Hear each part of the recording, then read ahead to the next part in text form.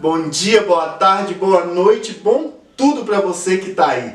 Eu sou Evandro Nunes, estou começando mais uma conversa aqui no Sofá Azul, na Casa dos Borboletas, que hoje fica na região leste de Belo Horizonte. Então, se você não conhece a região leste, venha conhecer, que tem muitas coisas legais. Mas não estou aqui para falar de mim, né? Estou aqui com uma convidada, né? Que eu quero que ela se apresente. Bom dia, boa tarde, bom tudo!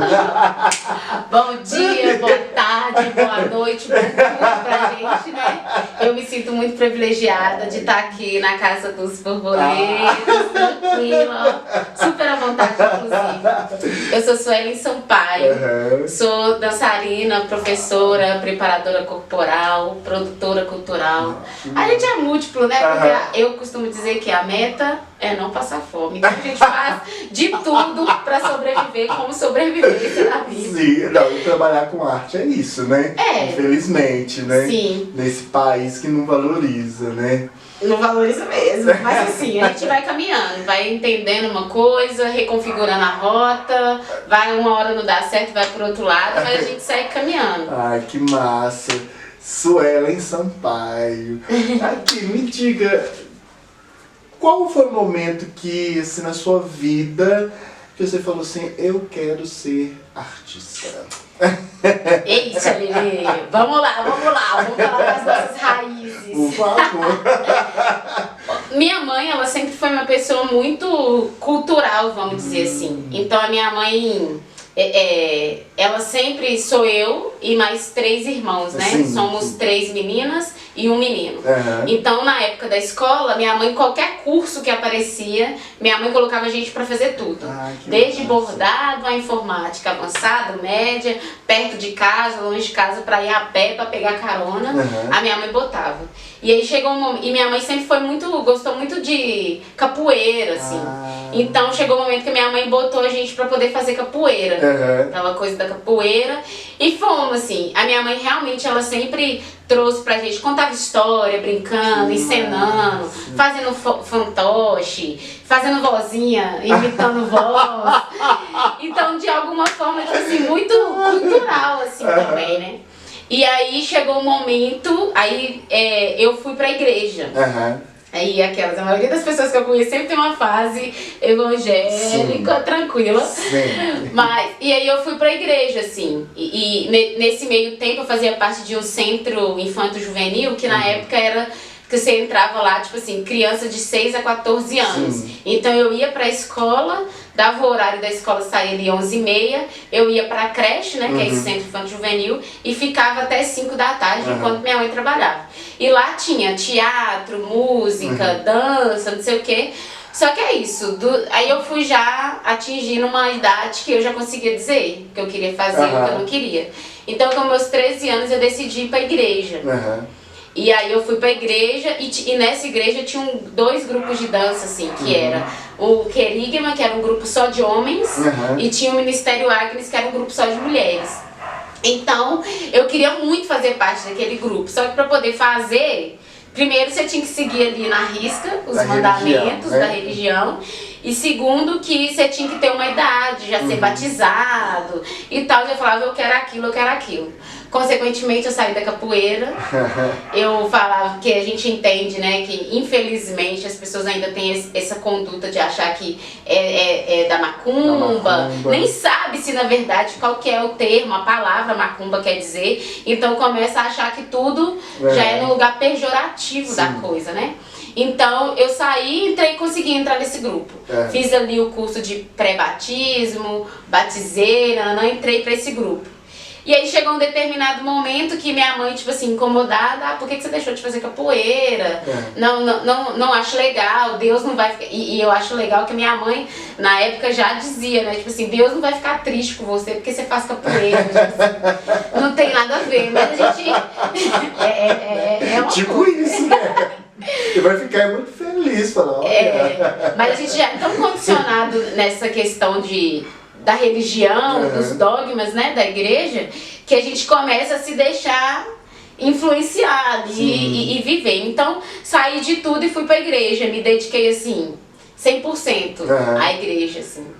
E aí chegou um determinado momento, depois de muitos anos, a gente decide se profissionalizar. Porque a gente começa já a entender o mundo para além da igreja, não deixando as coisas, né? Mas entendendo esse mundo para além. Então a gente começa a pesquisar, né, dança em outros lugares, já fazer dança com outras pessoas não cristãs. Então a gente começa a ter essas trocas. E aí chega o momento da possibilidade de vamos tirar a DRT. E aí no vamos tirar da DRT é aquela coisa de tipo, meu Deus, qual estilo que você vai tirar e não sei o quê. E aí eu comecei a trabalhar na ProArte Minas, com o Ângelo e com a Silvinha ali na Napele, com o Gibran também. Sim. E lá foi onde eu comecei a ter, para além de, tipo assim, da minha vivência toda de família, avó, primo, tios, com outras pessoas pretas. E pessoas pretas culturais, porque assim, na minha vida inteira eu sempre fui rodeada por pessoas pretas. Isso destoava um pouco quando ia pra escola. Mas assim, era sempre pessoas pretas. Então eu fui conviver com pessoas pretas quando eu fui trabalhar na Napele. Na ProArte, que também prestava serviço pra Napele. Aí eu conheci Sérgio Pererê, Maurício Tizumba, Evandro Passos, e aí tem a Vanessa Assis, que ela trabalhava lá escrevendo projeto, e aí teve um dia que ela falou assim, Ellen, a gente tá aí nessa busca de profissionalizar em dança, não sei o quê, e me deu um fly, na época que ainda fazia muito fly, né? Me deu um fly da aula de dança do Evandro Passos, que consequentemente era ali na sede do Aruanda, ali na Espírito Santo com Afonso Pena. Isso ali do lado da igreja São José. E aí, consequentemente, tipo assim, eu saía do serviço 6 horas, a aula começava às 7. Então era o tempo de fazer um lanche e descer. Aí eu fui pra essa aula. E aí, mais ou menos, eu ainda tava naquela coisa de ser da igreja e não ser. E aí eu falei, vou lá fazer uma aula com o Evandro. Fiz a primeira aula. Meio tímida ainda, não sei o que, amei. E aí eu comecei nessa busca. Vou lá. Teve um determinado momento que eu saí da igreja, tipo assim, saí da igreja não só por essas questões de procurar, para além de tirar o DRT, me profissionalizar em dança, mas o entendimento de eu, artista, pessoa preta, até porque eu já tinha escolhido, porque, por exemplo, eu fazia clássico e contemporâneo. Mas quando eu fui na primeira aula do Evandro, eu vi dança afro. Aí eu fiquei tipo, uai, que dança é essa? Aí eu já falei, não vou me profissionalizar nem balé, nem contemporâneo. Eu vou procurar dança afro, que para além das movimentações corpóreas, é um outro lugar. Quando você sente ali o primeiro batuque de tambor, o corpo já vai assim, você já começa a movimentar. Mesmo sem querer, o seu corpo. Mesmo, tá lá assim, você tá assim, ó. Aí o ombro já vai. Aí a cabeça já dá uma caidinha, aí você... Quando vê, mergulhou. E aí fui, assim. E aí eu já falei, gente, é aqui que eu quero estar. Então eu comecei a estudar pra tirar DRT em dança afro. E aí era comendo livro, era estudando, era indo atrás de outras pessoas, Júnior Bertolino, Carlos Afro, Rui Moreira, Marlene Silva, estudar a história de Mercedes Batista e outras pessoas que, por mais que não tenham ascensão no nome, tem uma pesquisa, tem várias coisas ali voltadas para dança afro por corpo preto em si. E aí tirei o DRT, comecei a ir nas aulas do Evandro. Uma vez a gente estava conversando, o Evandro virou e falou assim que depois de tanto ele caminhar na arte, chegou um momento que a arte botou ele contra a parede, perguntou pra ele, o que você quer de mim? E aí isso me impacta, assim, porque é isso, chega uma hora que não dá mais pra você brincar de ser artista. Ou você vai ser artista numa forma leve, saudável, ou você simplesmente vai fazer quando der. E não vai fazer, né? Porque não dá pra ser no Brasil que a gente vive hoje, não dá pra brincar. É isso mesmo que você quer? Você tem certeza? Mas sempre me apoiando, nunca deixou de me apoiar, nunca deixou de estar comigo. Então entrei, fui na primeira aula, fui na segunda aula, Evandro percebendo aquela sede, né, de gente nova que quer aprender, me convidou para fazer uma primeira apresentação, aí eu já fui, ai meu Deus. E aí era num coral Aguibara, quando teve ali na Praça da Estação, aí foi encontrar todo mundo. Você cantou? Garota! A gente já se conhece! Tá vendo? Eu cantei lá. E aí encontrou todo mundo ali na Colégio Belo Horizonte, ali pros ensaios, tava Benjamin Abas também. E aí foi a minha primeira apresentação, assim, mais... Meu Deus, é uma apresentação séria, todo mundo com os figurinos, as pessoas lá todas bem lindas, assim, né? E aí eu falei, meu Deus, eu tô quase que em África, inocentinha, né? E aí eu pensava, meu Deus, e aí eu fui já meio com medo, frio na barriga, uma vontade de passar mal, e fui. Aí depois disso... mergulhei. Nossa. E aí fui pra apresentar. Aí o Evandro tem a Associação Sociocultural Bataca, então tinha o grupo, né? Sim. Depois o Evandro forma a companhia Evandro Passos, que eu também faço parte. E aí durante um tempo auxiliei nas coreografias, auxiliei na preparação corporal. Gente, é coreógrafa. Fui assistente do Evandro também. Então... a gente transita nesses lugares. E aí chega uma hora que é isso, né, gente? Não só dá pra viver de arte, né? Porque a gente precisa ter ali umas contas pra pagar, umas coisas práticas que a vida não descola. Não descola. Não descola. Nossa, muito massa. E você tá falando de um tanto de gente aí. Sim. Nossa, o Evandro, eu fiz aula com o Evandro. Evandro Passos é o meu mestre, o Evandro Nunes. eu tive o Evandro, Júnior, Marlene Silva, para quem não conhece, foi quem trouxe a dança afro para Belo Horizonte, né? Ela foi aí discípula de Mercedes Batista. A mestre das mestres, né? Que Evandro aprendeu com ela, que Júnior aprendeu com ela. Afro, né? E aí eu vejo que me aproximar da dança afro, assim, estar em contato com Evandro Passos, assim, não me trouxe só a dança, né? Me trouxe esse reconhecimento de uma mulher na sociedade, e o que é uma mulher preta na sociedade. Então, eu começo a me questionar várias coisas, assim, que aí tem muito a ver com o que você fala, que é o tornar-se preto, né? Que a gente começa a querer desconstruir e a questionar. Durante muito tempo, eu sempre pensei assim, eu nunca passei pela solidão da mulher preta. Mas depois, quando você vai analisar, nesse tornar-se preto, você começa a perceber várias coisas, porque eu era amiga das meninas branquinhas da escola, das meninas mais aceitas, e eu sempre era amiga dos homens, mas fazia o contato. Fazia a ponte. Você era a ponte. E aí, vem toda essa bagagem, assim, que eu sou muito grata, assim, de ter entrado por esse viés. Que assim, em alguma instância, pelo menos pra mim, foi um viés até mais tranquilo, de um entendimento maior. Hoje não é tranquilo mais, porque, né, ser preto no Brasil e preto retinto não é tranquilo. Não é. Mas, porque é isso, eu vim pela dança, o amor da dança, então é uma coisa muito que o Alexandre de Sena até fala, né, uma cebolona com várias camadas ali pra gente ir descascando. Então eu fui descascando essa cebola, na medida que eu fui adentrando mais. Hoje, eu sou essa mulher preta que tenta de alguma forma mudar o mundo ao meu redor. Por mais que eu não tenho essa responsabilidade, não tomo pra mim e tento desconstruir ao máximo a responsabilidade de mudar o mundo. E eu não vou mudar o mundo porque eu sou menos de 1% do mundo. Mas eu tento me desconstruir pra desconstruir quem tá à minha volta, quem convive comigo. E não é no lugar de dedo na cara, no lugar de briga, mas é no lugar de perguntas, no lugar de tensionar os lugares no sentido bom, pra gente poder recalcular a rota, voltar uns passinhos pra trás e caminhar.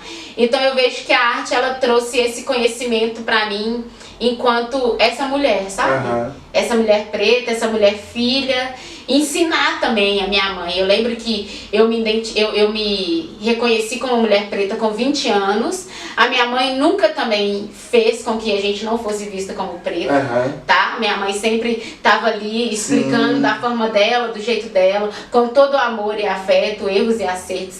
Ela sempre teve esse cuidado. Mas, por exemplo, eu consegui ver minha mãe hoje ela tem 49 anos, mas eu consegui ver minha mãe já muito tempo depois de cabelo crespo, tipo sem nada, que minha mãe sempre usou muito mega hair. Então minha mãe falava, hoje eu tenho que trocar o cabelo. A gente ia dormir, minha mãe começava a desmanchar o cabelo, a gente acordava, minha mãe já tava com outro cabelo. Então eu nunca vi a minha mãe com o cabelo dela natural. O dia que eu vi minha mãe com o cabelo natural foi um dia que eu ia pro encontro das transistas no Mercado da Lagoinha. E aí, que era um encontro até puxado pela Valéria Silva, a Célia Dredes. Sim. E aí, nesse encontro, eu falei, mãe, vamos, não sei o que e tal. Aí, dormiu. No outro dia, minha mãe tava sem trança, sem mega. E eu, tipo assim, gente, é a minha mãe. E eu ficava, meu Deus, é a minha mãe. E aí, lógico, porque não deu tempo dela arrumar o cabelo e ela já arrumando um monte de amarração, turbante, não sei o quê. E aí eu falei assim, não, mãe, a senhora tá linda, vamos só fazer um penteado que a senhora vai se sentir mais confortável e vamos.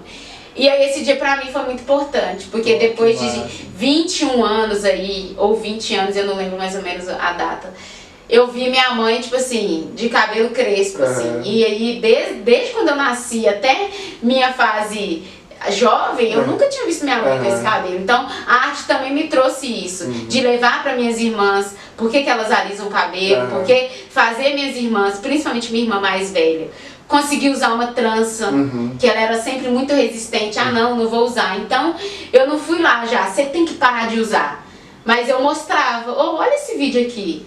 Não, vamos ler aqui esse negócio. Não. E aí também eu ia aos poucos, assim. De forma que hoje, minimamente, a minha família é um pouco racializada, tem atenção para algumas coisas, mas também não só por mim, mas pela minha mãe. Pela minha família, que é uma família toda preta, é uma família raiz, pagodeira, churrasqueira, cervejeira, né? Então, e uma família do bairro, assim, influente ali no bairro. Então, todo lugar que vai a gente era bem conhecido, assim, no bairro. Então, a arte me trouxe quem eu sou mesmo. Sim, que massa. Eu chego nesse... É impossível, assim, quase, dizer da minha estado da Segunda Preta e não dizer da Rauta. Sim. Eu e a Rauta, a gente era muito próximos, assim. Na verdade, eu acho que eu fiz uma performance e a Rauta também fez uma performance em algum evento que eu não me recordo. E aí a gente começou a conversar. E aí, conversando, um belo dia ela me chamou para poder participar de uma gravação da Segunda Preta, que é a gravação Demonstre Afeto por sua preta, pretos e pretas em praça pública. E aí ela me chamou pra fazer uma gravação na Praça da Estação, com a Gabi Guerra. Sim. E aí eu fiz essa gravação, e aí a Rauta falando da Segunda Preta, e eu tipo assim, o que é Segunda Preta? Eu já morava também no centro, tava passando por um período de me encontrar também na cidade, porque eu tinha acabado de vir pra esse centro, mas sozinha, né, tipo, não tinha também tantos amigos. Na verdade, eu tinha, mas esses amigos, por uma situação, afastaram, então eu fiquei sozinha, assim. Então eu encontro a Rauta e ela me convida pra fazer essa gravação. E aí eu falei, bora! Vambora, sei que era. E aí ela pede pra eu poder escolher a música e vem num lugar muito confortável, num lugar muito tipo assim, não, aí você faz essa música assim, se assado, inclusive quem quiser pode ir lá no YouTube da Segunda Preta que tá lá. E aí fui com a Rauta, assim. E aí depois ela fala da Segunda Preta, que as reuniões eu poderia ir, e eu já tipo assim, não, Rauta, como é que eu vou e tal? Não, vão comigo. E ela, não, podemos. E aí a Rauta me leva pra Segunda Preta. E aí eu chego na Segunda Preta, eu vejo aquele mundo de artista. Mundo de artista. E artista que, tipo assim, eu via só, tipo assim, num lugar muito de artista. Eu não via como artista palpável, igual a gente tá aqui. E aí eu fiquei, tipo assim, meu Deus, segurando, né, aquele quê de tipo, meu Deus. Tudo comumzinho, todas as pessoas, eu tô acostumada a encontrar com ela. Real. E aí fui numa primeira reunião, assim, muito como ouvinte, entendendo. Fui numa segunda, fui numa terceira. Aí eu fui entrando. Fui entrando, assim, ó. A Segunda Preta também me trouxe essa oportunidade de aprender a produzir. Eu aprendi a produzir a partir da Segunda Preta. Que na Segunda Preta não tem quem faça uma única coisa. Todo mundo vai fazer um pouco e quem não sabe fazer vai ter ali, tá próximo para aprender. E aí fui entrando até que hoje faço parte da colaboração do Espanca junto com os meninos, assim. Olha! E aí a gente vai seguindo. E aí atualmente é isso, assim. Tô lá entendendo, né, a construção desse espaço, a permanência e resistência desse espaço, assim, porque é isso, né, a vida do crente não é fácil. Mas a gente recebe o shalom. Então, beijo pro cobra. Beijo. Então é isso, a gente vai caminhando nesses lugares, assim, aprendendo também, né? Quando você fala dessa desconstrução e aprendizado de ser uma pessoa preta. É a educação ali baseada com pessoas pretas. Então, com isso, eu começo a arriscar na Segunda Preta, graças a tu, que a gente faz. Eu lembro que eu tava cansada, muito cansada de ter a mulher preta nesse lugar de forte, e muito incomodada. Eu sempre fiquei muito incomodada quando as pessoas parabenizavam minha mãe por ser essa mulher forte. Ah, parabéns, ser forte. Eu pensava assim, mano, minha mãe sofreu pra caramba e ela não tinha opção. Ou ela era forte ou ela desistia da vida. Exatamente. E aí eu lembro que a gente conversou pra caramba, assim, desse lugar. E aí a gente cria uma cena que chama Frágil Eu. Na Segunda Preta. Que aí a gente cria essa cena a partir desse incômodo, baseado no livro da Rosa Parks. Junto com algumas partes do livro da Angela Davis. Então a gente vem nessa pesquisa. E aí com isso, assim, pela Segunda Preta, tendo essa cena com você, eu começo a estar mais próxima dos livros. E aí estudar mais. Tanto que eu conheci a história da Rosa Parks por causa de você. Então aí a gente começa a estudar, que ela também cansou de ser essa pessoa que sempre tá ali. Levanta que eu vou sentar. E aí, pô, tô cansado tanto quanto você também. Por que eu tenho que levantar pra você sentar? Então a gente começa nessa busca. A gente faz essa cena exaustiva, assim, por causa das repetições, que chega no lugar de uma fadiga e que cansei. Então depois disso também me interessei muito mais a ler. Então fui lendo, fui consumindo as leituras assim. E aí passa e vem Marca-Passo, que já contrapõe, mas que tá junto, né? Porque Marca-Passo também vem desse lugar do porquê que eu não posso ser frágil e que eu sempre tenho que ser essa mulher preta forte, mas vem no lugar da minha fragilidade de afeto, né? Desses amores que me vêm ali também. Surge também numa vontade de eu não querer mais morar em Belo Horizonte. Quase que um pedido artístico de tipo, fica, que ainda a gente tem muita coisa. Eu queria que a minha mãe pudesse experienciar todas as felicidades que eu sinto, de conseguir realizar alguma coisa, de conseguir perceber que antes dela ser mãe, ela é uma mulher e que ela tem aí esse mundão para poder viver, assim, porque enfim, resumindo, meu sonho é a oportunidade da minha mãe se enxergar como uma mulher mesmo. Porque, nossa, forte isso aí. Porque é isso, né? A gente, talvez as pessoas não negras, elas não deem conta, né, de perceber o tanto que a gente é desumanizado, né? Isso que você falou, né? A gente precisar ser forte o tempo todo. Isso é tão desumano, porque tem dia que a gente quer chorar, tem dia que a gente quer ser frágil, né? Tem dia que a gente a gente é frágil, que a gente precisa de alguém que vai nos colocar no colo, alguém que vai contar uma história, que vai fazer um carinho, alguém que vai falar, não, fica aqui que eu cuido de você, né? E não sempre nesse lugar de quem cuida, de quem, né, de quem faz. Isso é muito... Eu acho que quando a gente dá conta desse lugar, né, que você é humano e que tem dia que você pode ser forte, mas tem dia que você pode ser fraco e não tem problema. Total, sim. Não tem problema, porque você é humano. Tem dia que você tá bem humorada, tem dia que você quer esganar as pessoas. Você quer pular no pescoço, sacudir, né? É isso, porque é a gente, né? Então eu fico muito, muito forte isso que você diz, assim. É muitas coisas que eu quero falar com a Sueli, muitas coisas que a gente tem para conversar, mas a ideia desse encontro aqui são conversas rápidas aí, pra gente falar um pouco disso, né, das memórias, dos sonhos. Para você que não conhece, aí vai aí, pesquisa aí Segunda Preta, pesquisa aí Sueli Sampaio, pesquisa aí, né, série Sofá Azul, vai lá no canal, inscreva-se, aperte o sininho para a gente mandar todas as atualizações, todas as novidades. Vai no Instagram, no Twitter também. Eu não sou esses influencer digital ainda. Não sou ainda, mas tem lá as redes para você entrar, que a gente vai compartilhando as coisas. Em breve eu também vou colocar, Suelen deu aqui várias referências, né? Então eu vou colocar lá, compartilhar com a gente também algumas dessas referências. Então, você que não conhece, inscreva-se no canal e siga a gente. Ai, gente, eu tô emocionada. Mas é isso.